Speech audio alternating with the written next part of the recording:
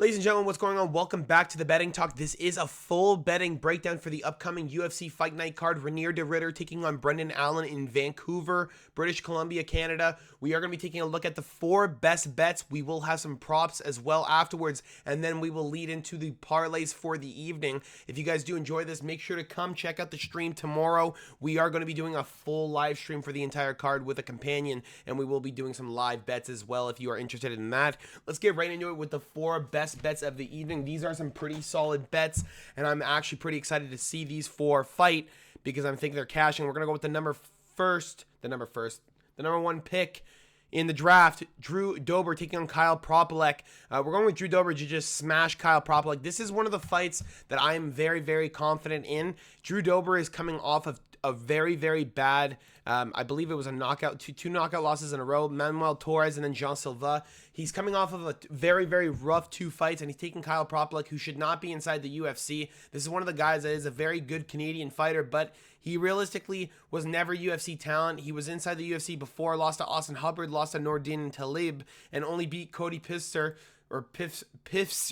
to get into the UFC, which again is a nobody. He was fighting nobodies before the UFC. He's fighting nobodies now. I'm going with Drew Dober to smash him over the head by any means necessary, and I'm looking at the prop of inside distance, which is a minus 135. I love it. I think it's a very, very solid pick, and I think it's very easy for him to get it done this way. Now I'm going to go on next for the best bets of the evening, and it is going to be Danny Barlow taking on Jordan Santos. And I don't think there's a way that I see Jordan Santos winning this fight. After his fight with Ozzy Diaz, he looked terrible. He looks like he fades quite fast. Danny Barlow recently getting knocked out by Sam Patterson at the start of the year. This is going to be a comeback fight for him. He's been in the UFC for a couple years now. Quinlan knockout, Nikolay Veretennikov split decision, which I thought he won. I'm going to just go with the fact that Danny Barlow has very, very strong hands. Going to be looking for Jordan Santos and looking for this pure stand-up, just boxing range. He's got the reach, he's got the height, he's got the frame. He's going to be looking to stay away from Jordan Santos and his takedowns, and I think he will be able to. I think Danny Barlow is going to have a field day with Jordan Santos in his face. Now we're going to move on to next on the best bets. I'm going to bet the plus, do I even do it? I was going to do plus, you know what? We're just going to, we're going to skip it. We're going with locks this week. We just want locks. We want the favorites. And we're going to go with Hyung-Sung Park as the 3rd pick of the evening. I'm not going to lie to you guys. I was going to go Jasmine Jasavicius. I'm just going to put her as a prop pick of the week. I love her as an underdog. I think plus 200 is a wild line to be giving her, especially a girl who's trying to just run at the title now, 36 years of age, 5 wins in a row, 3 finishes. She's on the move. We're going to go with, like I just said, Hyung-Sung Park to beat Bruno Silva. Last time around, Hyung-Sung Park had a upset, or not an upset, but an upsetful week, at least I would say, in my opinion. He was supposed to take on Steve Erceg. He fought his whole training camp for Steve Erceg, gets Tatsuo Taira in the end because Erceg has to withdraw from the bout, and now you're getting given a completely opposite fight from what it was, and you have Hyung-Sung Park who's going to have to fight on the ground, which he wasn't ready for. Unfortunately for him, he got face cranked inside the first couple minutes of the second round, and now he's taking on Bruno Silva, though. Bruno Silva hasn't looked good in his last 3 fights. A knockout win over Cody Durden was basically a gift from God at that point. He was losing literally every single second of that fight up until the knockout drop punch. Lost to Manel Kape by knockout. That was kind of a low blow, but still he was getting his ass whooped that whole fight. And then Joshua Van knocked him out as well, standing, and put him on the canvas. I'm going with Hyung-Sung Park to probably end this inside distance. Again, we're going with the line because these are 4 best bets of the evening. We're trying to get the 4 best picks for you guys to try and cash this weekend. And Hyung-Sung Park is just so much better than Bruno Silva at this point in his career. I'm looking more forward to the fact that the South Korean has been developing his game for a while. He's been looking more and more improved throughout his entire career. In the last 2 years, he's been more explosive and more, I would say, advanced than what Bruno Silva has to offer now at 35 years of age. I'm going to go with Hyung-Sung Park to get it done and make himself into the flyweight rankings, most likely with number 15 coming up after this win. Now, next on the best bets, we will go with the lock of the week. We are going with who we think is going to just absolutely smash the books this week. And I think this is a little bit of a skewed line due to the fact that it is in Canada. We are dealing with some Canadian heavy favorites and some fan favorites. I am Canadian myself, but I'm going to have to go against it because my gut is telling me there's red flags all around. I'm going to go with Kevin Holland as my lock of the week to beat Mike Malott. That leaves you with the 4-pick parlay at plus 345. If you guys want to put $25 on that, that does give you $117 with a $6 boost from Bet365 if that's what you're betting. Kevin Holland here is just more advanced. He's got the veteran status. He is literally still younger than Mike Malott, and he still has some of the most impressive grappling and striking that exists inside the UFC today.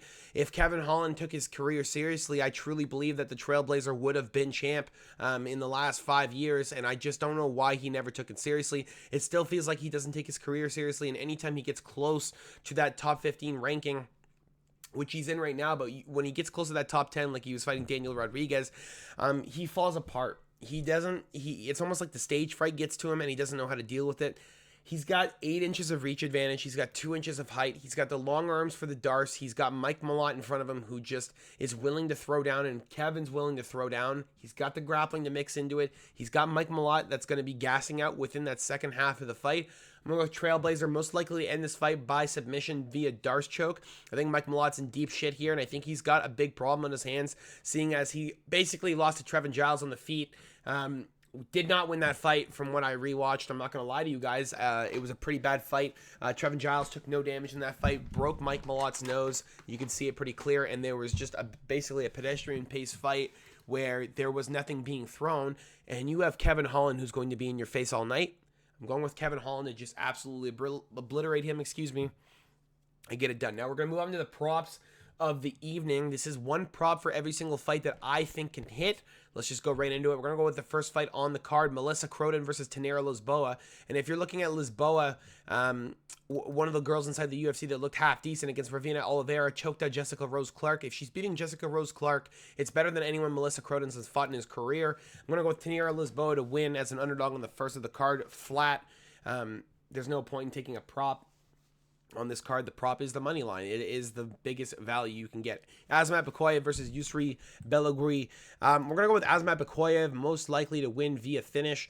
He is a majority finisher inside of his career. He only has 4 wins by decision in his entire career. 3 of them being the most recent in 2023. One of them being against Dylan Budka. He's fighting Yusri Belogui, who has not been submitted or finished inside of his career yet, but has been finished inside of Glory. He's very chinny. Does get clipped sometimes, is a training partner of Alex Pereira, so maybe we're looking at a little bit of a new man there.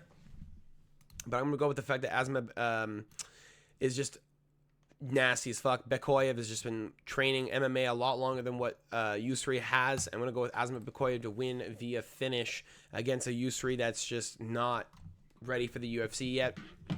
Not enough fights, not enough experience. Stephanie Luciano versus Ravina Oliveira. Again, this is one of the very impressive prospects. Stephanie Luciano, very good grappling, was able to beat up Talita Alencar on the floor as well. We're going to go with Stephanie Luciano to win via KO or decision. I think there's a good chance she knocks Ravina Oliveira out on the feet. Just a lackluster of a performance from her is what I'm expecting. Ravina Oliveira should not be inside of the UFC. Drew Dober taking on Kyle Propolek. Again, one of the locks of the week. We're going to go with Drew Dober to win this via, I'm going to go knockout or decision. I know I said finish is most likely the way, but I think a knockout is probably the one way he's going to win. Kyle Propolek is not going to just give up and be submitted. He was submitted by Benoit Saint-Denis, but again, that's one of the guys that just is willing to get to the ground. Drew Dober is just going to beat the fuck out of you, and that is what it is. Danny Barlow versus Jordan Santos. Going Danny Barlow to win. You know what? Let me just double check this. Let me just take 2 seconds out of my fucking day to just think about it. Yeah, we're going to go with Danny Barlow to win by knockout or decision. There's not really a world I see Jordan Santos winning this. I was going to go not to go distance. There's no point. Hyung-Sung Park taking on Bruno Silva. We can go... Oh, wow. What would you do here? What would you do here, eh? Because Park's good on the floor, bro. He's got good rear naked chokes. He's got good finishes. I'm gonna go with this fight not to go distance. I think either way, one of these guys is going out. Bruno Silva's got some nice hands. Hyung-Sung Park's got really nasty grappling. I think he's gonna get it done. I think these guys are not going distance. We're gonna see this fight end most likely inside the second round. Once Bruno Silva starts to gas, we get to the floor. Silva's probably going to get choked out. Charles Jourdain versus Davy Grant. If I were you guys, this is a very, very good spot to be betting this. Charles Jourdain by submission. Again, I'm going to say it one more time. Charles Jourdain by submission. Guillotine choke against Davy Grant is one of the best spots to be looking at right now. Charles Jourdain, majority of his submissions, he has 6 submissions inside of his entire career. One of them is rear naked choke inside of his professional career. The rest of them are guillotine choke. He's got a nasty guillotine. He'll rip on it. He doesn't give a fuck. And if Davy Grant gets in close, he will be ripping on it. I'm going to go with Charles Jourdain to win this fight. I'm going to go with submission or decision on the side of Charles Jourdain. Do I think Davy Grant gets knocked out? Do I think Davy Grant gets knocked out for the first time by Charles Jourdain? Not in the clear-cut fuck world. Plus 105 for that. I'll be taking it all day. Kyle Nelson versus Matt Frevola. The steamroller. We're going to go with Matt Frevola to win via knockout or decision. It's basically the only way Matt can win this fight. I would love to see Kyle Nelson improve. I think at this point, he's not going to. I think there's a very positive spot for Matt Frevola. I think he gets a knockout victory, and I think he looks good again doing it. I think it's just a solid spot, paying well, plus 105. You can put a little bit of money on there, a couple of units if you are doing a bankroll. It's one of your better spots of the evening. Cody Gibson versus Richie Long. I'm going to go with Cody Gibson via submission or decision. Very aggressive on the ground. Richie Long may get into a bad spot. He doesn't really give up all too much. Do I think he's going to get ground and pounded out? There's a big fucking chance that he does. But Cody hasn't got a KO in a while. Fuck, man. I don't know. Honestly, I'm going to go skip on this fight, guys. I'm going to skip Cody Gibson versus Richie Long. There's too many variables inside this fight. I'm going to go with skip. Just skip that fight. Jasmine Jasovicius versus Manon Fiorot, over 2.5 rounds. You know what? Jasovicius plus 3.5. Couple points inside this fight that I think Manon Fiorot might get close to being submitted. Do I want to be on the wrong side of that pick? Absolutely not. Ayman Zahabi versus Marlon Vera. If I'm being 100% honest with you guys, I would skip this fight. Ayman Zahabi by submission, maybe a good look at plus 2,000. But again, I would skip this fight. Too many variables. Ayman could get clipped. Didn't look that good in the 3rd round against Jose Aldo. Did end up coming back, but that's because Aldo completely gassed out. Will Cheeto gas? Probably not. Kevin Holland versus Mike Malott. This fight is not going distance. We're going to go with Kevin Holland by finish.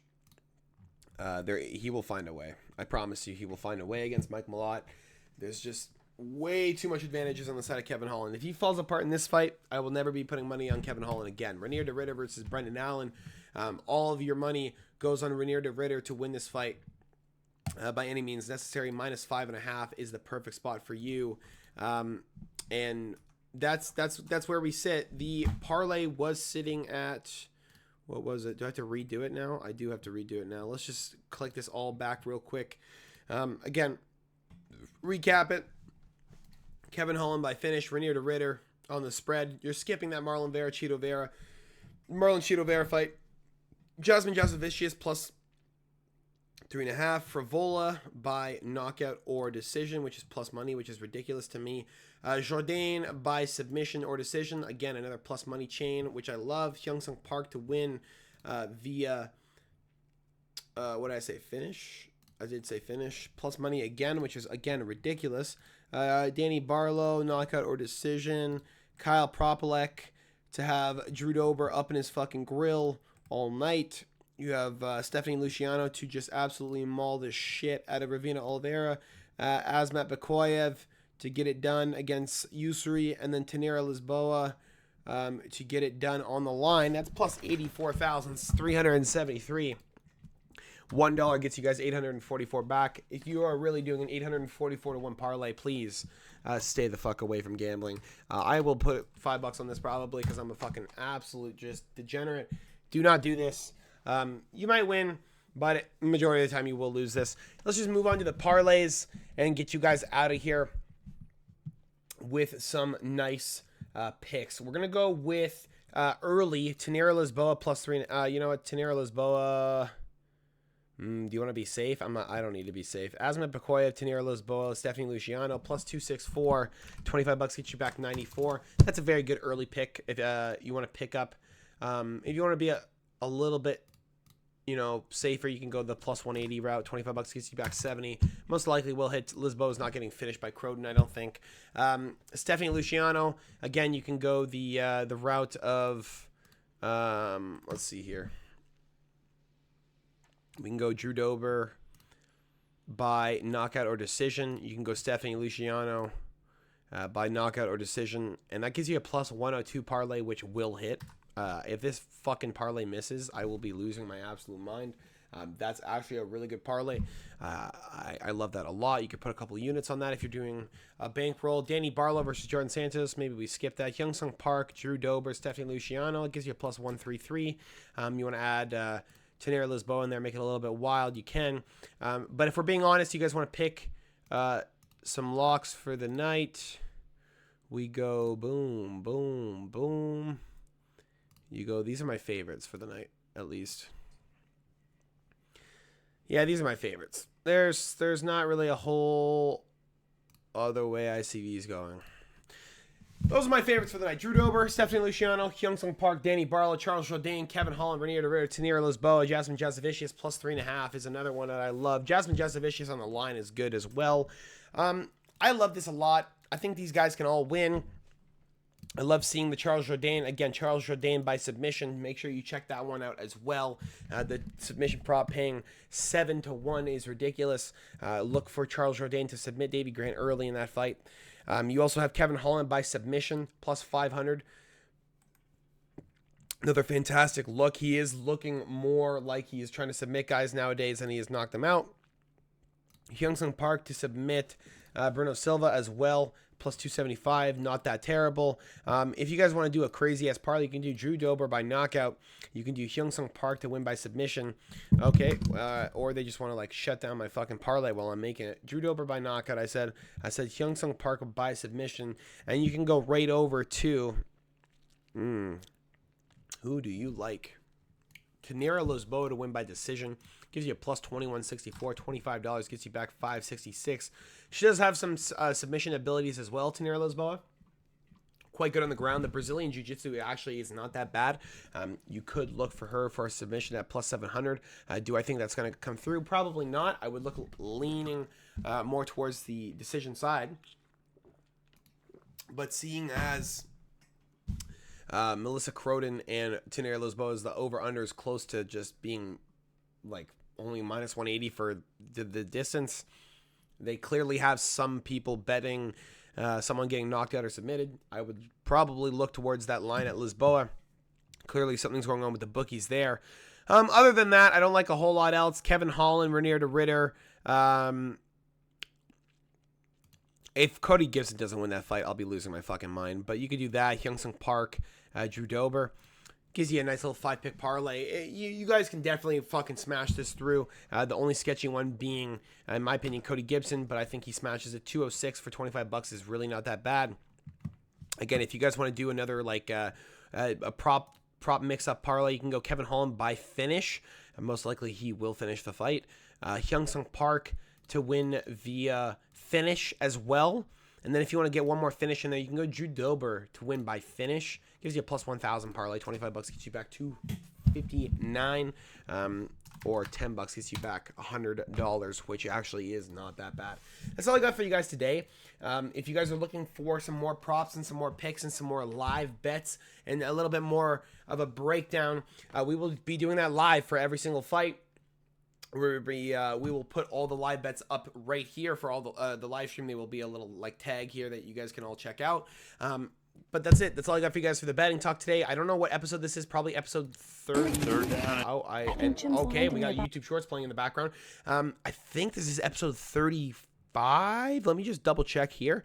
This would be episode 36. Look at that. So we got episode 36. I know I haven't done this in a while, but this was the betting talk. Hopefully you guys did enjoy. Make sure to drop a like and subscribe if you have not already. I'll see you guys all tomorrow for the live stream of Renier DeRitter versus Brendan Allen. Have a fantastic rest of your night. Peace.